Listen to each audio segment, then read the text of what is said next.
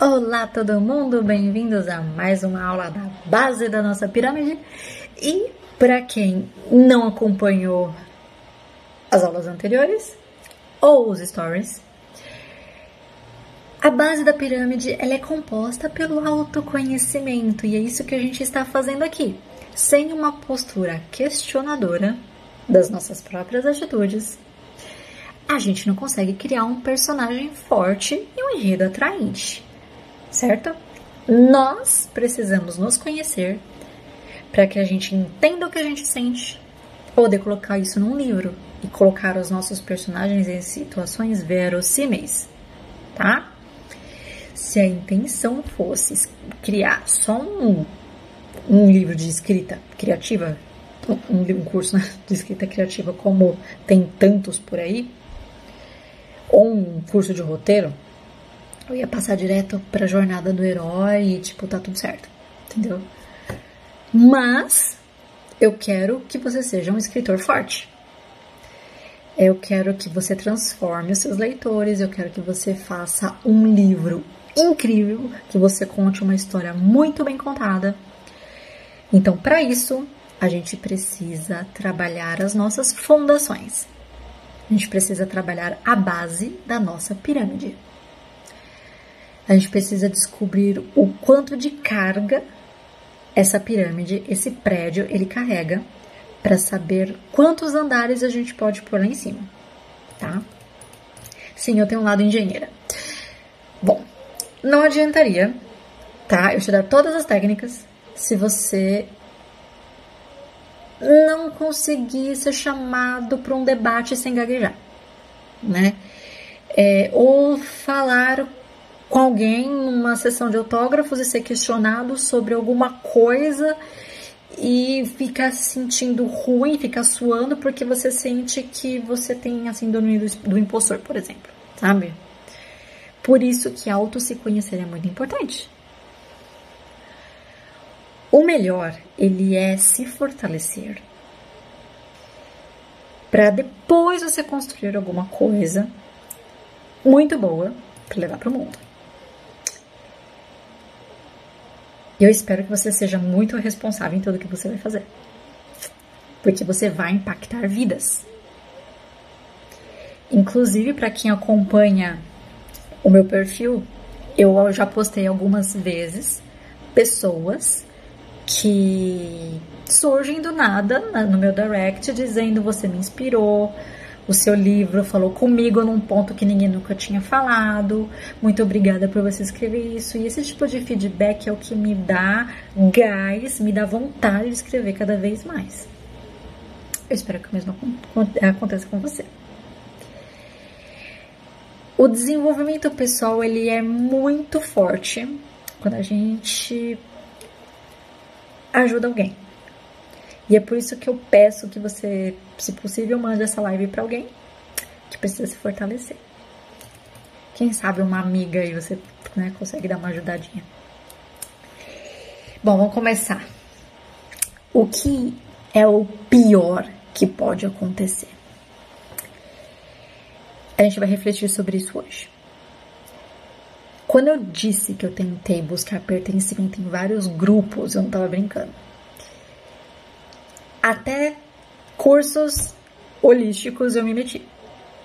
E uma técnica de cura que eu aprendi que foi muito útil é fazer sempre essa pergunta: o que de pior pode acontecer?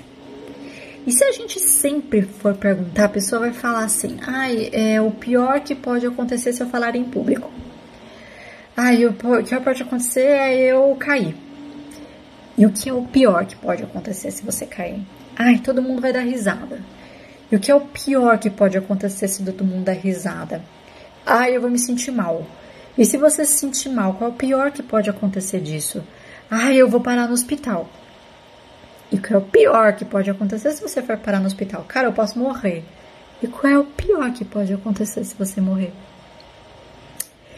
É uma redução tão grande que geralmente chega na morte, tá? Só que você vê a morte como um alívio no final dessa terapia, né? Então você percebe que o medo ele se torna uma coisa tão insignificante, a dor ela se torna uma maneira de transformar, na verdade, esse medo, né? E esse medo, você percebe o quanto que ele te paralisa, né? E se você se questionar disso, você, putz, cara, eu tô sem fazer nada com medo eu tô com medo de subir num palco porque eu tô com medo de morrer, sabe? Não sei se você entendeu a conexão, eu acredito que sim. Enfim, eu me paralisei por muitos momentos da minha vida. 2 momentos foram muito marcantes, tá? Lembra quando eu disse que a minha infância eu era adorada por todo mundo e que aquele paraíso foi tirado de mim? Quando eu contei que a minha irmã nasceu com problema cardíaco, que eu tinha só 4 anos, e eu não entendia por que os meus brinquedos eram tirados de mim, por que eu tive que ficar mais com a minha avó do que com os meus pais. E como consequência, eu perdi minha referência e o meu lugar de pertencimento. Achava que as pessoas só me toleravam, e as pessoas só ficavam perto de mim por obrigação. E eu escolhi ser sozinha, para que ninguém me oferecesse um conforto e depois levasse esse conforto embora. Aí eu tentei dar uma chance para o pertencimento. Eu estava toda machucada, óbvio, mas eu resolvi dar uma chance. Depois que eu estava envolvida com engenharia e com arquitetura, apareceu uma pessoa na minha vida e me ofereceu um lugar. Até então, eu estava com uns 25 anos e eu nunca tinha me dado ao trabalho de olhar para o lado e achar alguém interessante ou achar que alguém se interessaria por mim. Então, assim que a pessoa surgiu, eu logo já namorei, casei e vambora. Foi um ato de desespero para eu poder sair de casa.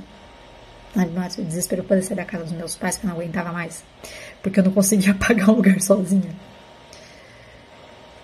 E aí eu tive aquela sensação de, nossa, né, aqui é o meu cantinho. E quando eu digo cantinho, eu não quero dizer só um espaço, uma casa, um apartamento. Eu me refiro a um nome, sabe? Nossa, eu sou namorada de fulano. Nossa, eu sou esposa do fulano. Essa pessoa sou eu. Yay, eu conquistei o meu lugar. Pois bem, eu relevei muita coisa que aconteceu aí nesse meio do caminho, né? Que eu achei até que era estranho na época, mas que talvez fosse normal.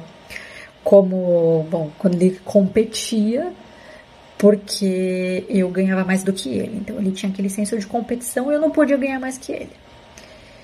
Quando ele controlava um corte de cabelo, quando ele abriu uma empreiteira e pediu pra eu parar de trabalhar pra ajudar ele. E eu recusei, tá? Nesse caso eu recusei, gente. Quando eu parava o meu trabalho e as vistorias, né, pra ajudar a limpar o escritório dele. Até que um dia ele tava com 4 obras simultâneas e ele pediu pra eu ir lá ajudar a organizar o escritório. E aí eu vi uma montanha, um calhamaço de notas fiscais. E eu, como sendo uma boa esposa, eu resolvi ir lá e separar tudo por cliente pra ficar mais fácil montar uma planilha dos gastos das obras. E aí eu vi que aquele ser humano estava desviando dinheiro dos clientes para bancar coisas pessoais. Carro, videogame, corrida de kart. E na hora que eu resolvi confrontá-lo, ele disse que não precisava mais da minha ajuda. E aí eu paralisei. Foi esse momento que eu paralisei. Eu voltei a cuidar apenas do meu trabalho, não ajudei mais. E fiquei com tanto medo de perder aquele lugarzinho que eu tinha conquistado, que eu fiquei quieta.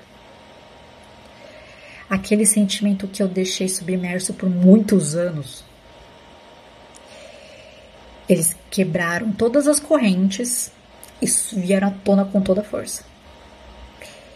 Ele potencializou o meu medo de voltar a não pertencer a lugar nenhum. Ele potencializou o meu medo de perder a minha identidade, de novo. mesmo que falsa e podada. Mas eu tinha conquistado o meu cantinho e eu não queria perder ele de novo. Aí eu já sei que muitos aqui também silenciaram diante de coisas absurdas, diante de pessoas que fizeram vocês engolir as palavras, tiveram que ficar quieto para poder caber num espaço.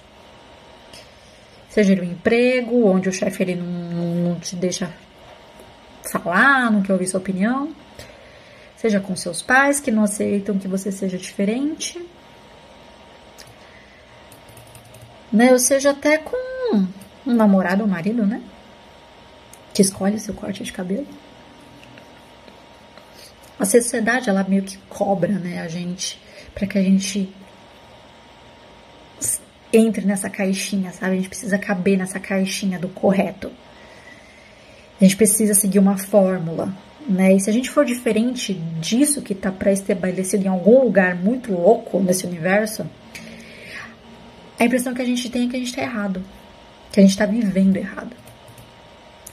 E eu só mudei quando a minha filha nasceu. Durante toda a minha gravidez, eu recebi ligações de pessoas que descobriam meu número do nada, me ameaçando de processos, porque o pai da minha filha tinha abandonado a obra e fugido. E quando eu olhava para esse ser humano, ele não tinha fugido, ele estava sentado no sofá, jogando videogame. Como se nada tivesse acontecido. E aí eu resolvi dar ouvidos à razão e confrontá-lo. Quando eu fiz isso, ele desapareceu no mundo. Ele reapareceu algumas semanas antes da minha filha nascer. E depois, quando eu já estava recuperada do parto, inclusive psicologicamente, eu pedi o divórcio. Eu não queria que a minha filha me associasse a uma pessoa daquele tipo.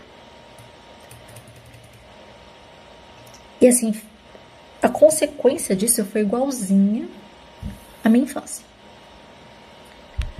Eu achei que eu pertencia num lugar que se provou falso, instável, e novamente eu me vi sozinha, com o agravante de ter um bebê para cuidar. O que é o pior que pode acontecer? Tinha acontecido. Eu estava ruim, eu estava sem forças, e nessas horas qualquer ajuda se torna vital para nossa sobrevivência. E qual que é o pior que pode acontecer?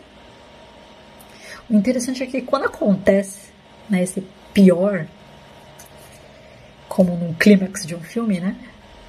Quando rola a pior batalha entre o bruxo do bem contra o bruxo do mal.